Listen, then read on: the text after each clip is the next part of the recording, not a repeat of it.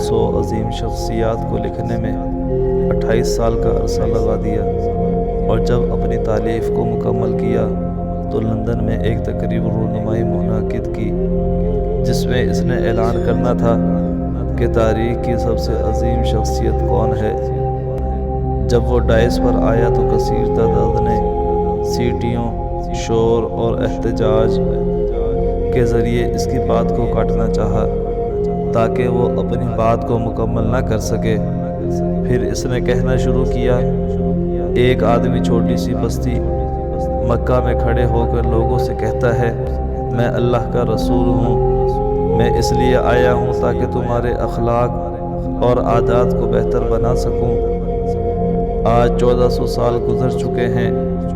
مرور زمانہ کے ساتھ ساتھ اب اس کے فالوورز کی تعداد 1.5 ارب سے تجاوز کر چکی ہے، اور ہر آنے والے دن میں اس کے فالوورز میں اضافہ ہو رہا ہے، اور یہ ممکن نہیں ہے کہ وہ شخص جھوٹا ہے، کیونکہ 1400 سال جھوٹ کا زمانہ زندہ رہنا محال ہے، اور کسی کے لیے یہ بھی ممکن نہیں ہے کہ وہ 1.5 ارب لوگوں کو دھوکہ دے سکے۔